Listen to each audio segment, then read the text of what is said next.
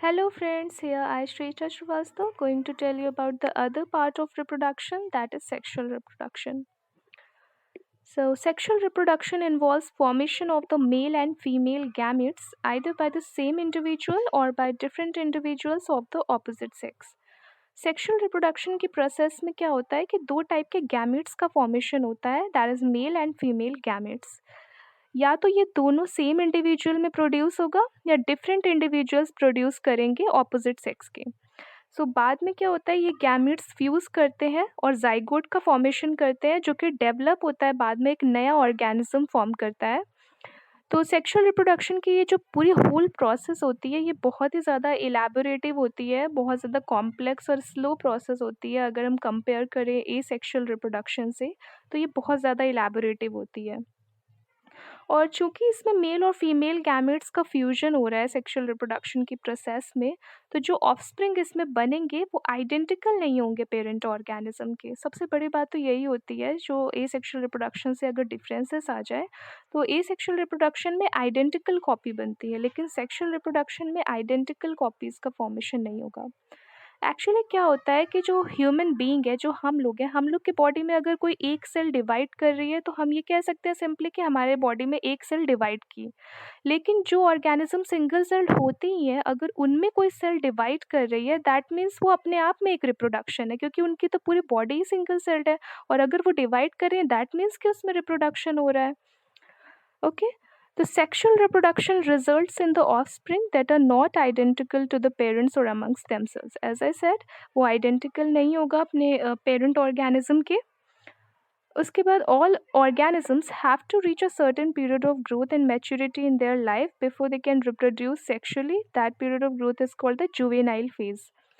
तो sexual reproduction करने के लिए पहली कंडीशन तो यही होती है कि वो उस मैच्योरिटी लेवल को अटेन करे, उस ग्रोथ फेज से गुजरे और उस मैच्योरिटी लेवल तक पहुँचे कि वो सेक्सुअल रिप्रोडक्शन हाँ अब कर सकता है। तो ये जो पूरी फेज़ होती है मैच्योरिटी लेवल को पार करके मैच्योरिटी तक पहुँचना, ग्रोथ करना, तो ये जो पीरियड ऑफ ग्रोथ रहता है, इसी को हम जुवेनाइल फेज़ टर्म यूज़ करते हैं इसके लिए। लेकिन प्लांट्स के केसेस में हम जुवेनाइल फेज़ टर्म यूज़ नहीं करते हैं। प्लांट्स के केस में हम वेजिटेटिव फेज़ टर्म यूज़ करते हैं, क्योंकि बहुत ज़्यादा वेरिएबल ड्यूरेशंस होती हैं वेजिटेटिव फेजेस की या जुवेनाइल फेजेस की डिफरेंट डिफरेंट ऑर्गेनिजम्स में। तो हम डिफरेंट टर्म्स यूज़ करते हैं। ऑर्गेनिजम्स हैं अगर, तो हम जुवेनाइल फेज टर्म यूज़ कर रहे हैं, और प्लांट्स हैं तो हम वेजिटेटिव फेज यूज़ करेंगे। तो हम ये कह सकते हैं ना कि एंड जो हो रहा है जुवेनाइल फेज़ का या वेजिटेटिव फेज़ का, ये एक मार्केशन है कि अब हाँ, रिप्रोडक्टिव फेज़ स्टार्ट होने वाला है। तो हम कह सकते हैं कि जुवेनाइल फेज़ का and means beginning of the reproductive phase. कुछ प्लांट्स ऐसे होते हैं कि बाइनियल हो गए, एनुअल हो गए, उनमें क्या होता है कि एक क्लियर डिस्टिंक्शन दिखता है, क्लियर कट, मतलब वेजिटेटिव फेज़ होगा, एक रिप्रोडक्टिव फेज़ होगा, फिर उसके बाद सेनेसेंट फेज़ होगा। प्लांट्स के केस में वेजिटेटिव फेज़ का मतलब क्या हो गया कि वो ग्रो कर रहा है, मैच्योर कर रहा है। रिप्रोडक्टिव फेज़ प्लांट के केस में क्या हो गया, मीन्स वो फ्लावरिंग कर रहा है। और सेनेसेंट मीन्स कि उस सेनेसेंस हो गया, यानी कि फ्लावर विल्ट हो गए या लीफ विल्ट हो गई या पूरा प्लांट ही विल्ट हो गया, तो वो सेनेस हो गया। दैट मीन्स वो सेनेसेंट फेज़ है। तो लेकिन जो पेरिनियल प्लांट्स होते हैं या पेरिनियल स्पीशीज़ जो होती हैं, उनमें बहुत क्लियर कट डिस्टिंक्शन नहीं होता इन तीनों फेजेस का। तो बहुत ज़्यादा डिस्टिंक्शन नहीं देखने को मिलेगा पेरिनियल प्लांट्स में। बहुत ही अनयूजुअल फिनोमिना देखने को मिलता है अलग-अलग प्लांट्स में। So let's come to the events involving in sexual reproduction. After attainment of maturity, all sexually reproducing organisms exhibit events and processes. For convenience, these sequential events may be grouped into three distinct stages, that is pre-fertilization, fertilization and post-fertilization events. तो sexual reproduction की process में बहुत ज़्यादा complications होते हैं, बहुत ज़्यादा complex process होती हैं, इसलिए हम इनको कन्वीनियंस के लिए 3 इवेंट्स में बाँट देते हैं। जो प्री फर्टिलाइज़ेशन, फर्टिलाइज़ेशन और पोस्ट फर्टिलाइज़ेशन इवेंट्स होती हैं, इसमें अलग-अलग टाइप की प्रोसेसेस होती हैं। प्री फर्टिलाइज़ेशन में फर्टिलाइज़ेशन के पहले का जितना भी इवेंट हो रहा है, वो सब प्री फर्टिलाइज़ेशन में आ जाएगा। फर्टिलाइज़ेशन में नाम से ही क्लियर हो रहा है कि मेल और फीमेल गैमेट्स का फ्यूजन होगा, दैट मीन्स फर्टिलाइज़ेशन होगा। पोस्ट फर्टिलाइज़ेशन में फ्यूजन के बाद क्या बना और जो बना वो डेवलप होके फिर वो क्या बना, मीन्स अगर ज़ाइगोट बन गया तो ज़ाइगोट से एम्ब्रियो फिर बना, तो ये सारी प्रोसेस आ जाएंगी पोस्ट फर्टिलाइजेशन के अंदर। तो बहुत सारी चीज़ें होती हैं, बहुत सारी प्रोसेसेस होती हैं जो मेल और फीमेल बॉडीज़ में होती हैं। जो फीमेल बॉडीज़ में जो ये कॉम्प्लेक्स प्रोसेस होती है, ये पूरी एक साइकिल होती है, जिसे हम मेंस्ट्रुअल साइकिल कहते हैं। इसमें बहुत सारे हार्मोनल चेंजेस देखने को मिलते हैं, बहुत सारी चीज़ें होती हैं। तो ये साइक्लिक चेंज को हम मेंस्ट्रुअल साइकिल नाम देते हैं। जो प्राइमेट्स में मेंस्ट्रुअल साइकिल नाम देते हैं, और जो नॉन प्राइमेट्स हैं जैसे कि काउज़ हैं, शीप है, रैट्स हैं, उनमें हम एस्ट्रस साइकिल नाम देते हैं। So here's the diagram to show you the different type of gametes. The first diagram is of similar gametes, मतलब कि ये दोनों ही जो गैमेट्स आपको दिख रहे हैं, मेल और फीमेल, ये दोनों ही मॉर्फोलॉजिकली सिमिलर दिख रहे हैं।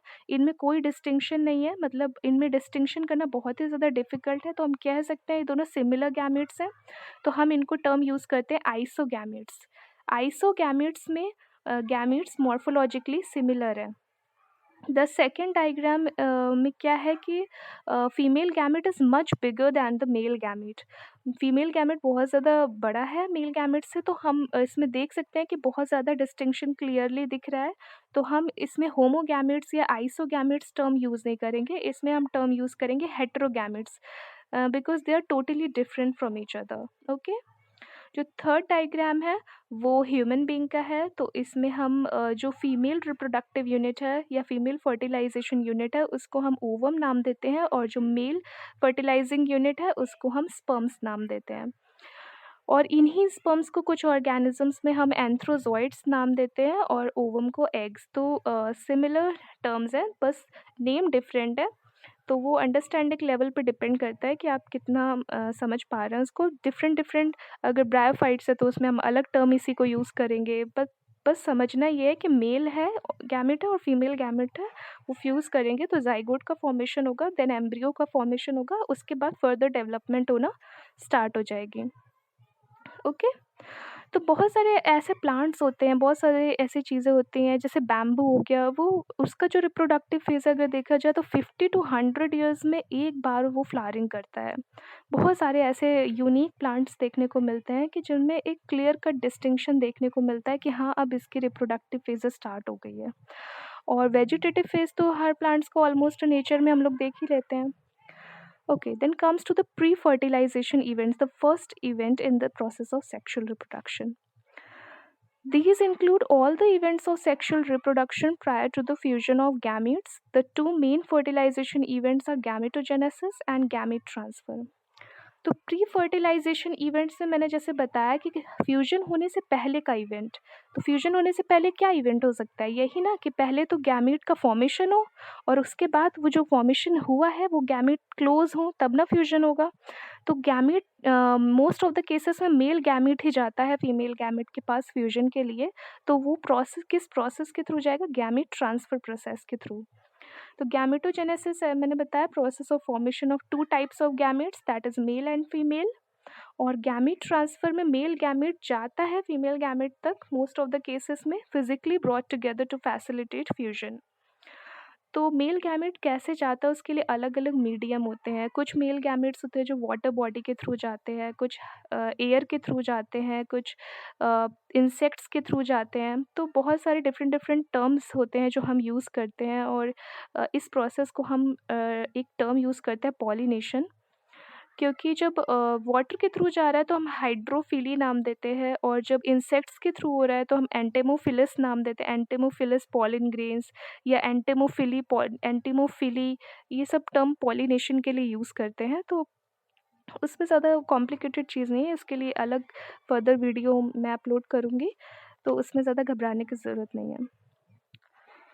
तो रिप्रोडक्टिव स्ट्रक्चर्स भी होते हैं, और एस्ट्रस साइकिल भी होती है काउज़ में, शीप में, इसके बारे में मैंने बताया। तो ये जो इवेंट्स हो रहे हैं, pre fertilization events, gametogenesis, gamete transfer, बहुत सारी चीज़ें होती हैं। प्लांट्स के केसेस में दो टर्म होते हैं, मोनोशियस और डायोशियस। इस डायग्राम में जैसे हम देख सकते हैं, मेल प्लांट फर्स्ट में अलग है और फीमेल प्लांट अलग है।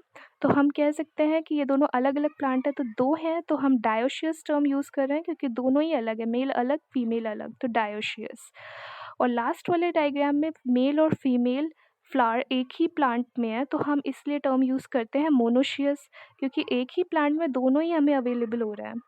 उसके बाद हम बाइसेक्सुअल टर्म फिर यूज़ क्यों करते हैं? बाइसेक्सुअल टर्म हम तब यूज़ करते हैं जब एक ही फ्लावर में मेल रिप्रोडक्टिव स्ट्रक्चर भी हो और फीमेल रिप्रोडक्टिव स्ट्रक्चर भी हो, तो हम उस टर्म को ये बोलते हैं बाइसेक्सुअल या हर्माफ्रोडाइट। हर्माफ्रोडाइट बॉटनिकल टर्म ज़्यादा यूज़ करते हैं, क्योंकि फ्लावर के केस में हम हर्माफ्रोडाइट टर्म और बाइसेक्सुअल टर्म यूज़ करते हैं। उसका एक अलग नोटेशन होता है, सिंबल होता है, उसको हम यूज़ करते हैं। तो जब में सिर्फ मेल प्लांट है तो हम बोल सकते हैं कि ये पिस्टिलेट फ्लावर है, अरे सॉरी स्टैमिनेट फ्लावर है। और फीमेल प्लांट है तो हम बोल सकते हैं कि पिस्टिलेट फ्लावर है, क्योंकि पिस्टिल हम टर्म यूज़ करते हैं फीमेल रिप्रोडक्टिव स्ट्रक्चर्स के लिए, और स्टैमेंस यूज़ करते हैं मेल रिप्रोडक्टिव स्ट्रक्चर्स के लिए या मेल रिप्रोडक्टिव यूनिट्स के लिए। ओके, तो जो गैमेट्स का फॉर्मेशन हो रहा है वो हैप्लॉइड होते हैं या डिप्लॉइड होते हैं? ऑब्वियसली वो हैप्लॉइड होते हैं, क्योंकि अगर हैप्लॉइड नहीं होंगे तो फ्यूज़ करके डिप्लॉइड ज़ाइगोट कैसे बनाएँगे? अगर वो डिप्लॉइड होंगे तो डिप्लॉइड से फ्यूज़ करेगा और टेट्राप्लॉइड बना देगा, तो वो पॉसिबल ही नहीं है। हमारा जो ऑर्गेनिज़म्स होते हैं, जो हम होते हैं, सब डिप्लॉइड ऑर्गेनिज़म्स होते हैं। तो हैप्लॉइड प्लांट बॉडी या हैप्लॉइड ऑर्गेनिज़्म या हैप्लॉइड गैमेट्स जब डिवाइड करेगा, माइटोसिस के प्रोसेस के थ्रू डिवाइड करेगा और ज़ाइगोट का फॉर्मेशन करेगा, जो कि डिप्लॉइड होगा। अब जब डिप्लॉयड ऑर्गेनिज्म है तो उसमें मियोसिस होगी, ऑब्वियसली मियोसिस होगी, क्योंकि मियोसिस एक रिडक्शन डिवीजन होता है। मियोसिस रिडक्शन डिवीजन होता है और उसके बाद ही वो हैप्लॉइड प्रोड्यूस कर पाएगा। इस डायग्राम में हम देख सकते हैं बाइसेक्सुअल फ्लावर कैसे ये the first plant is hibiscus रोजा सिनेंसिस, दैट इज गुड़हल।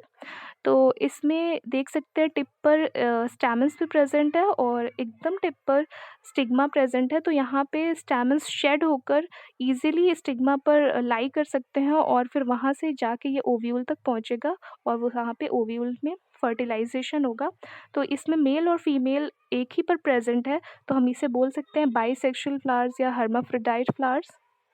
The second flower is unisexual flower, क्योंकि इसमें हम मिडल में देख पा रहे हैं कि सिर्फ स्टैमेंस प्रेजेंट है, तो हम इसको बोल सकते हैं, टर्म यूज़ कर सकते हैं स्टैमिनेट फ्लावर।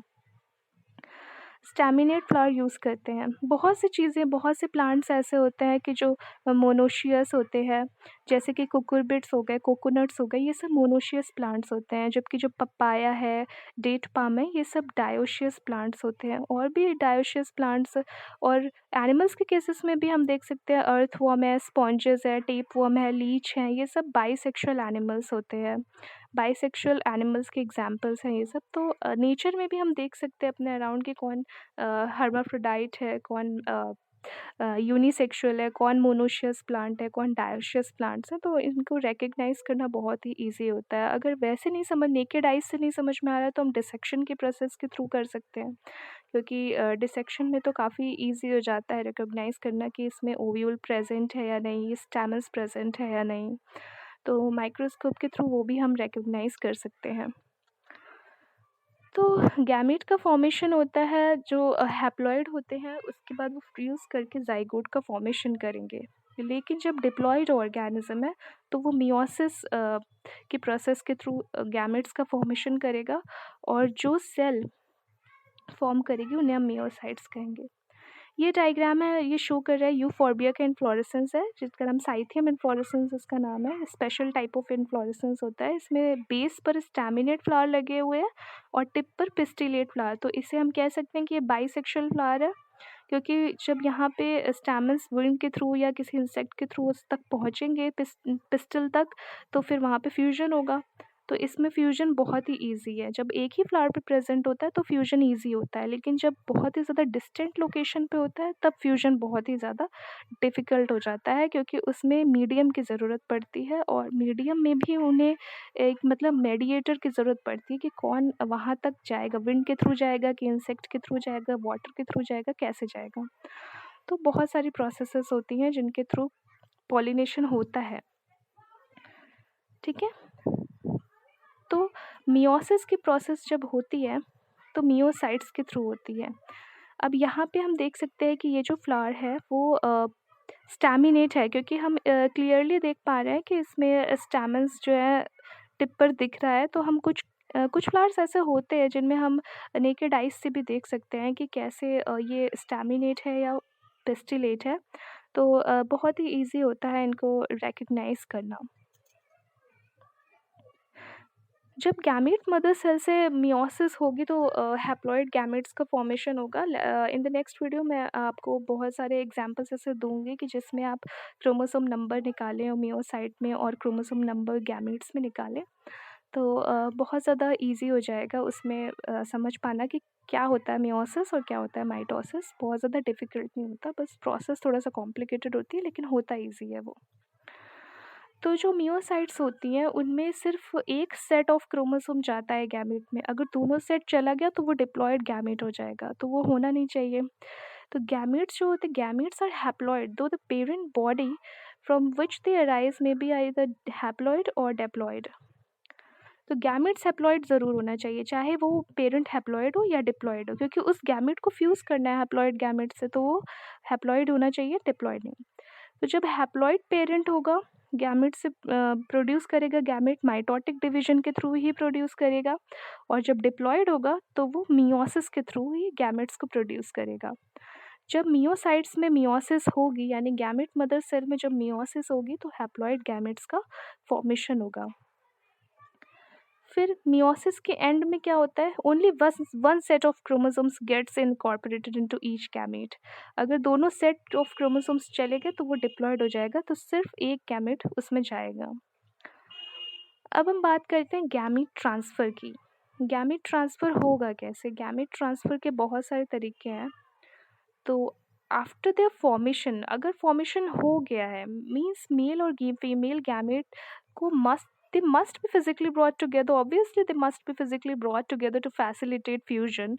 So अगर आपने कभी ऐसा सुना है कि गैमेट्स कैसे मीट मतलब मिलेंगे, कैसे मिलेंगे वो गैमेट्स? बहुत सारी प्रोसेस होती है उसके लिए। In a majority of organisms male gamete is motile and the female gamete is stationery.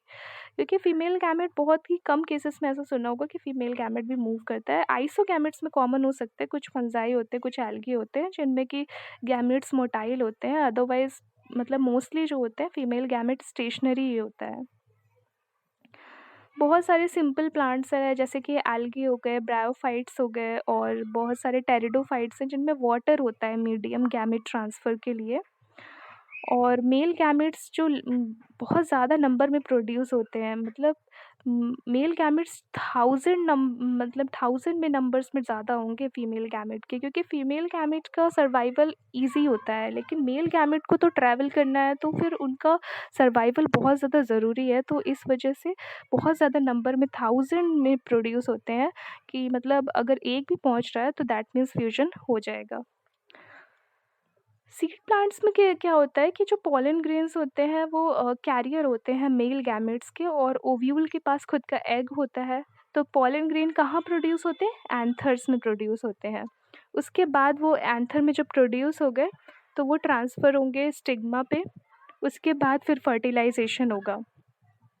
अगर फ्लावर बाइसेक्सुअल है तो ऑब्वियसली उसमें सेल्फ फर्टिलाइजेशन हो जाएगा, जैसे कि मटर हो गया, उसमें मतलब कि पॉलन ग्रेन्स ट्रांसफ़र होगा स्टिग्मा पे, बहुत ज़्यादा ईजी होगा, क्योंकि एंथर से पॉलन ग्रेन्स शेड हो जाएगा और डायरेक्टली स्टिग्मा पर गिर जाएगा, तो फर्टिलाइजेशन बहुत ईजी हो जाएगा, सेल्फ फर्टिलाइजेशन हो जाएगा। लेकिन क्रॉस पॉलिनेशन में बहुत स्पेशलाइज्ड इवेंट होता है जिसे पॉलिनेशन कहते हैं। उसके थ्रू वो स्टिग्मा पर जाएगा, वहाँ पर पॉलन ग्रेन जर्मिनेट करेगा स्टिग्मा पे, उसके बाद पॉलन ट्यूब का फॉर्मेशन होगा, वो मेल गैमेट लेके जाएगा ओव्यूल तक, फिर उसको डिस्चार्ज करेगा एग के पास। तो ये बहुत ज़्यादा कॉम्प्लिकेटेड हो जाता है। डायोशियस एनिमल्स में क्या होता है कि मेल और फीमेल गैमेट तो अलग-अलग इंडिविजुअल हैं, तो उनमें स्पेशल मैकेनिज़्म होती है गैमेट ट्रांसफ़र की, वो मतलब नेचर में आपने देखा होगा। सक्सेसफुल ट्रांसफ़र हो जाता है और दो पास आ जाते हैं गैमेट्स, तो बहुत ही ज़्यादा क्रिटिकल इवेंट होता है सेक्सुअल रिप्रोडक्शन का फर्टिलाइज़ेशन। फर्टिलाइज़ेशन बहुत ज़्यादा क्रिटिकल इवेंट होता है, क्योंकि यही मेन इवेंट है, इसी के बाद तो हम स्टार्ट होगा पोस्ट फर्टिलाइज़ेशन इवेंट्स, उसके बाद ही तो एम्ब्रियो का फॉर्मेशन होगा और वो डेवलप करेगा, एक न्यू ऑर्गेनिज़्म का फॉर्मेशन करेगा। तो बहुत ज़्यादा नेसेसरी होता है फर्टिलाइज़ेशन की प्रोसेस तक पहुँच पाना। तो ये गैमेटोजेनेसिस और गैमेट ट्रांसफ़र अगर हो गया है तो फर्टिलाइज़ेशन डेफ़िनेटली होगा। ये अलग बात है, इनकम्पैटिबिलिटी हो गई और कुछ अदर प्रोसेसेस होती हैं जिनके थ्रू मतलब अगर कंपैटिबल नहीं है तो फ्यूज़न नहीं होगा, क्योंकि अगर स्पीशीज़ चेंज हो गई तब भी फ्यूज़न नहीं होगा, क्योंकि बहुत सारी चीज़ें होती हैं, कुछ केमिकल्स भी होते हैं, कुछ स्ट्रक्चर भी होता है, वो रिकॉग्नाइज़ करता है प्लांट कि हाँ, ये हमारी स्पीशीज़ का है भी या नहीं। तो बहुत सारी चीज़ें होती हैं। फर्टिलाइज़ेशन के प्रोसेस में क्या होता है कि फर्टिलाइज़ेशन की प्रोसेस बहुत ही ज़्यादा वाइटल इवेंट होती है सेक्सुअल रिप्रोडक्शन की प्रोसेस में, क्योंकि इसमें क्या होता है कि फ्यूजन होता है गैमेट्स का। फर्टिलाइज़ेशन की प्रोसेस को हम सिनगैमी टर्म भी इंटरचेंजेबली यूज़ करते हैं, क्योंकि सिनगैमी भी क्या होता है कि फ्यूजन ऑफ गैमेट्स बोल रहे हैं, दैट मीन्स सिनगैमी।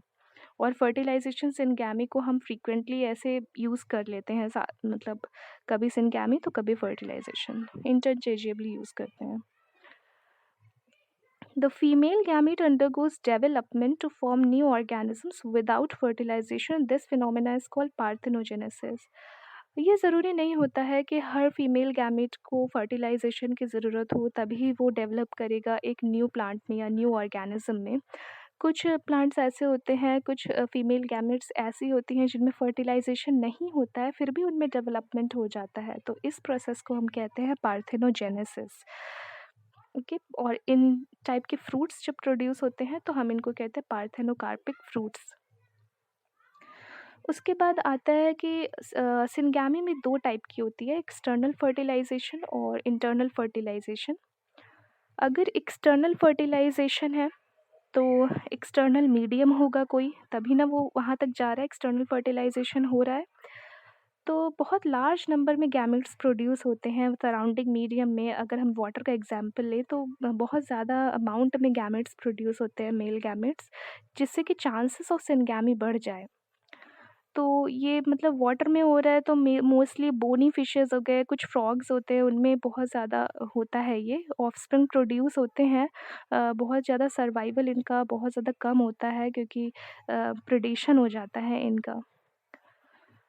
और जो ऑफ़स्प्रिंग होते हैं बहुत ज़्यादा वल्नरेबल होते हैं प्रेडेटर से, क्योंकि उनके लाइफ़ पर थ्रेटेंड होता है कि ये एडल्ट में बन भी पाएगा या नहीं, क्योंकि प्रेडेशन तो होता ही है वाटर बॉडीज़ में, काफ़ी बड़ी फिशेज़ भी होती हैं जो मतलब प्रेडेशन कर लेती हैं। लेकिन अगर इंटरनल फर्टिलाइज़ेशन हो रहा है, तो जैसे ह्यूमन बीइंग है, इंटरनल फर्टिलाइज़ेशन होता है, तो जो न्यू इंडिविजुअल फ़ॉर्म हो रहा है वो inside the female body form हो रहा है। तो उसके चांसेस ऑफ सर्वाइवल बहुत ज़्यादा होते हैं, क्योंकि जब वो वल्नरेबल है तब तो वो फीमेल बॉडी के अंदर है, जैसे ही थोड़ा वो स्ट्रॉन्ग होता है तो वो डेलिवर आउट हो जाता है बॉडी के, तो वो उसके चांसेस ऑफ सर्वाइवल ज़्यादा होते हैं। Then comes to the post fertilization events. Events in sexual reproduction after the formation of zygote are called post fertilization events. Sexual reproduction की प्रोसेस के बाद जाइगोट का फॉर्मेशन हो रहा है, तो जाइगोट का जो फॉर्मेशन हो रहा है ये पोस्ट फर्टिलाइजेशन इवेंट के अंडर में आता है, क्योंकि फ्यूजन तो हो गया फर्टिलाइजेशन के प्रोसेस में, अब क्या होगा, जाइगोट का फॉर्मेशन। तो जाइगोट का फॉर्मेशन होगा, जाइगोट क्या होगा, डिप्लॉयड होगा। ठीक है, जाइगोट डिप्लॉयड होगा और उसके बाद जाइगोट दो प्रोसेस के थ्रू डेवलप करेगा। एम्ब्रियोजेनेसिस होगी जाइगोट में, यानी कि वो डेवलपमेंट की स्टेजेस से गुजरेगा जाइगोट, और फिर वो एम्ब्रियो का फॉर्मेशन करेगा। इसी प्रोसेस को हम बोलते हैं एम्ब्रियोजेनेसिस। और एम्ब्रियोजेनेसिस में भी उसके बाद क्या होगा, दो प्रोसेस होंगी जाइगोट में, सेल डिवीजन और सेल डिफरेंशिएशन। सेल डिवीजन यानी माइटोसिस, तो सेल डिवीजन क्यों होगा, ताकि नंबर ऑफ सेल्स जाइगोट में इंक्रीज करना स्टार्ट कर दें। और सेल डिफरेंशिएशन क्यों होगा, कि सेल डिफरेंशिएशन ये होगा कि ग्रुप ऑफ सेल्स उनमें अलग अलग तरह के मॉडिफिकेशन हो, तो वो स्पेशलाइज टिश्यू बने या ऑर्गन बने, ये पर्टिकुलर ऑर्गन मसल बनाएगा, ये नर्व्स बनाएगा, ये सब डिफाइन करने के लिए सेल डिफरेंशिएशन होता है। इसी को डिफरेंशिएशन बोलते हैं कि डिफरेंशिएशन हो रहा है तो अ, कैसे हो रहा है, तभी तो एम्ब्रियो का फॉर्मेशन होगा। उसके बाद जो एनिमल्स एग्स लेज़ करते हैं उन्हें ओविपेरस कहते हैं, और जो यंग वन्स को प्रोड्यूस करते हैं उन्हें विविपेरस कहते हैं, क्योंकि अ, 2 टर्म हम यूज़ करते हैं, अगर फर्टिलाइज़्ड हैं और अनफर्टिलाइज़्ड एग्स हैं। यंग वंस को प्रोड्यूस कर रहे हैं या एग्स को प्रोड्यूस कर रहे हैं। तो ओवीपेरस और विविपेरस टर्म्स हम एनिमल्स को कैटेगराइज करते हैं इन दो टर्म्स में। और अगर ओवीपेरस है तो समटाइम्स क्या होता है, कैलकेरियस शेल से वो कवर्ड रहता है ताकि वो इन्वायरमेंट से प्रोटेक्टेड रह सके। और प्लांट्स के केसेस में पेरिकार्प चढ़ जाती है फ्रूट पे ताकि वो एडवर्स एटमॉस्फेरिक कंडीशन को सर्वाइव कर सके। Okay, so this is how the sexual reproduction process end up. And the next video, I'll discuss about the next chapter of NCRT. So, thank you so much.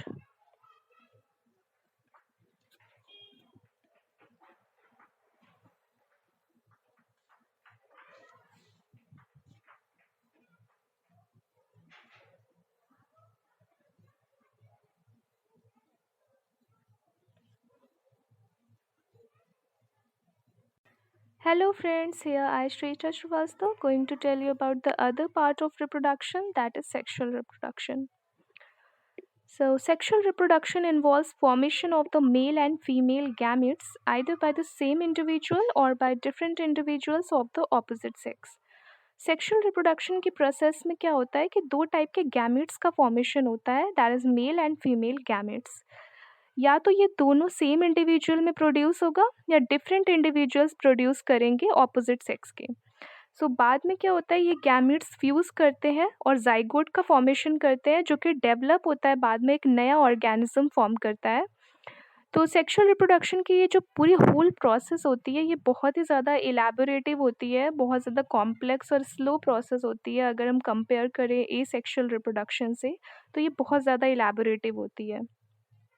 और चूंकि इसमें mail और female gametes का fusion हो रहा है sexual reproduction की process में, तो जो ऑफस्प्रिंग इसमें बनेंगे वो आइडेंटिकल नहीं होंगे पेरेंट ऑर्गेनिज्म के। सबसे बड़ी बात तो यही होती है, जो एसेक्सुअल रिप्रोडक्शन से अगर डिफरेंसेस आ जाए तो एसेक्सुअल रिप्रोडक्शन में आइडेंटिकल कॉपी बनती है, लेकिन सेक्सुअल रिप्रोडक्शन में आइडेंटिकल कॉपीज़ का फॉर्मेशन नहीं होगा।